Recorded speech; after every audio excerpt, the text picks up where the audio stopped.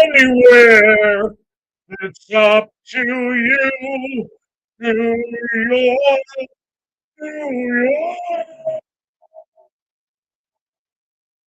Oh, baby, welcome to another episode of Larry Frank Sports Unfiltered here. Coming to you live WWBG 1470 AM, as well as Tobacco Road Sports Radio, MGSC Sports, and all the different sports, frankly speaking, sports platforms. And I'll tell you what, for those of you that went to bed, at halftime on Wednesday night, oh boy, did you miss the most historical, and I mean the most historical comeback in NBA history. If you look at this, folks, this was just an incredible game. And we're going to go into some of the key reasons why the Knicks are leading 3-1. First of all, game four. What an historical turnaround by the New York Knicks. First half, it was like the Spurs were hitting everything. I mean, everything. You look at this display up here. What was it? 76 first half points, but then they held to 30 points in the second half. 3-point shooting goes from 53% to 17% in the second half. And then in the second half, they were 1 of 8 at the rim. That's right. Only 1 of 8 at the rim. Meanwhile, the New York Knicks down by 27 points at halftime. They get 24 points, 5 3-pointers made by Anunoby in the second half.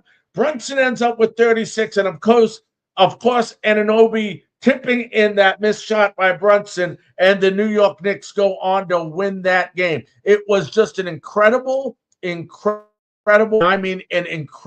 comeback by the New York Knicks. And there's a lot of things. First of all, let's start by this. This team has the philosophy that it doesn't matter how much you're down, how much time is left, there is a way to come back and win. That is a mindset. That mindset, it's a culture that the New York Knicks and Mike Brown have come up with. It's incredible. And I don't know, I've been around 66. I've been a New York Knicks fan. Okay, 60 years a New York Knicks fan. First of all, nothing against any other Knicks team. I've also seen some great Celtics teams, some great Piston teams, some great Lakers team. But I don't know if I ever found a more disciplined, team-oriented team as this year's New York Knicks. It is incredible. Every single individual on this team, they have one goal. It's to win, and they are so disciplined in every single aspect of the game of basketball, whether it's defense, offense, not taking stupid fouls, just not doing things, getting into unnecessary fights with other players. The discipline is incredible, and every single player has had an impact in the playoffs on this team. That's incredible. I mean, just incredible. And when you look at the breakdown, and of course, everybody knows the Alvarado had a great game in game 4. Anunoby we mentioned, Brunson we mentioned. Let's not go unnoticed either in this game. Might have not done it necessarily with the points, but my goodness, in the second half, when he was back in the game, the impact he had just being on the floor. And when you look at the breakdown from this game, let's start with the San Antonio Spurs first. Here is another graphic we got for you. 76, we mentioned first half points, 41 in the first quarter, second quarter 35. But in the second half, the Knicks held them to only 30 points. That's right, 30 points and a half. That's incredible. They had less points in the second half than either of the quarters in the first half. Third quarter, they had 14 points, fourth quarter, 16. And when you look at the breakdown, look at the difference between the two halves. Field goal percentage goes from 56% to 27%. How about the three-pointers? It seemed like every three-pointer they put up, whether contested or uncontested, they were hitting. They hit at a 47.1% clip in the first half. In the second half, it's actually 17.6%. They weren't 2 for 12. They were 3 for 13. Meanwhile, free throws, the big key in that, well, that's when Wembayama, and we'll go into Wembayama in a minute, missed 2 key free throws. Then you go ahead and you look at the difference in assists. And what that means is the ball wasn't getting passed around as much. They were taking unnecessary shots, stupid shots, shots they didn't need to take. 16 assists went down to 6 assists. Turnover, they had 2 more turnovers than in the first half. Steals, their defense went from 4 steals to 2 steals. Blocks 3-1. And you can look at this game, and we'll get into, like I said, Wembayama in a minute, but I want to go ahead and show you the New York Knicks now. Now look at the difference when you look at the New York Knicks team. In the first half, they only scored 49 points. They were down. We know they were down. They had a 27-point halftime deficit. They scored 58 second half points. 11 of 20 from three-point range in the second half after only shooting 33%. Free throws, 100%. 5 of 5. Didn't have any needed there. But 51.2% in the second half from the field. That's incredible. Turnovers. They went from 9 turnovers in the first half to 6.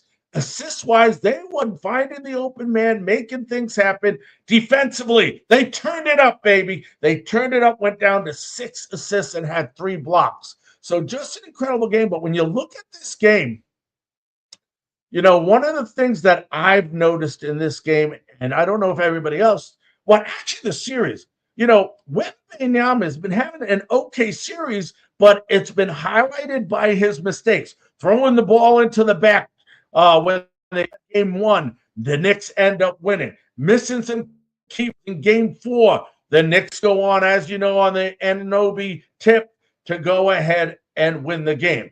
But you know what? You look at Brunson, you look at Anunoby, you look at Cat, and we all talk about, how everybody on this team is making a difference. But you want to know who's making the real difference, and I'm not taking anything away from those players or any of the Knicks players. It has to be, in my opinion, I really think it's the head coach, Mike Brown. When you look at Mike Brown, this is his first year. That's right. His first year in the New York Knicks as the New York Knicks head coach, as I was changing some screens around.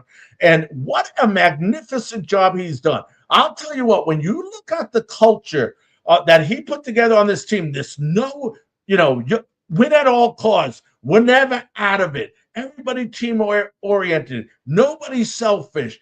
How to play aggressive defense. We talk about, you hear it a lot in football about in-game adjustments, okay? Well, I'll tell you what.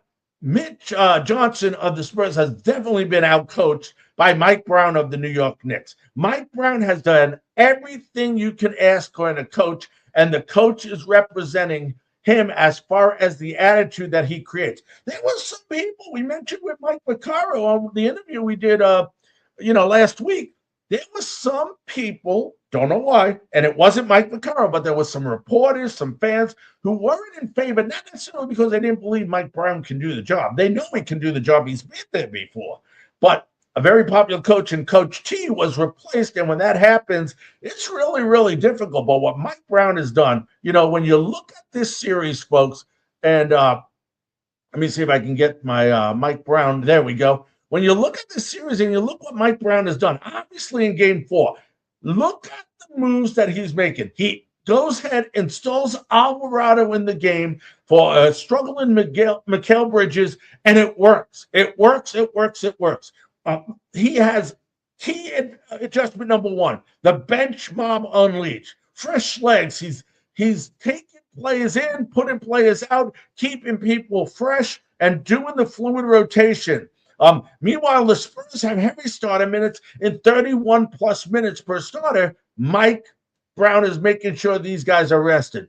Key changes. We mentioned Alvarado. How about Clarkson? And when he puts in Shamet, I should say, when he puts them in, they're making key contributions. Shamet hitting key 3-pointers. Alvarado last game, 8 key points, 2 3-pointers to help the Knicks.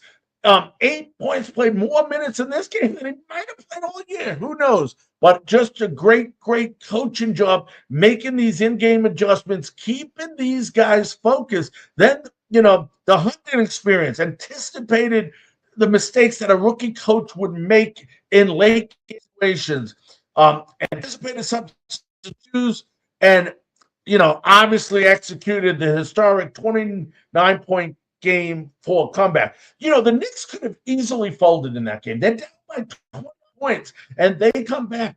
That has to be part of coaching. Then, of course, obviously there's been a lot of officiating. And, it seems like in the first half, sometimes the Knicks let that emotion show, but they're able to control it. And give Rick Brunson credit. We know he helped out there too. But how about reduce the live turnovers and the transition mistakes they're making in the second half? And then the starters, Brunson and Cat, Cat got in early foul trouble in game 4, had to come out, but he comes back in the second half, plays key minutes, and is able to make sure he doesn't get too many fouls where he ends up fouling out of the game. But Mike Brown and this team and what he's done, the in-game adjustments that he has made, I mean, I can't say enough about the coaching job this guy has done with the New York Knicks. I mean, it's just incredible what he has done. And, when you look at the coaches, and this is why they're there. This is why the New York Knicks are there. Now, before we end this clip, I want to make sure you understand something. We're going into game 5, Saturday night, San Antonio. To me, the Knicks out of this game for a couple of different reasons. If the Knicks lose this game in San Antonio, I don't want this coming back to Madison Square Garden. Because now there's more pressure on the Knicks to win game 6. Because now if they lose, you go back to San Antonio for game 7.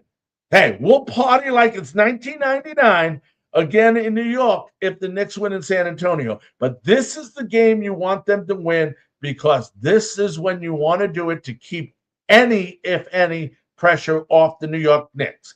Obviously, San Antonio has to win or they're out. So they obviously have pressure on them the whole way, because if they don't win 3 in a row, guess what? The New York Knicks are the NBA champions. Oh, doesn't that sound good?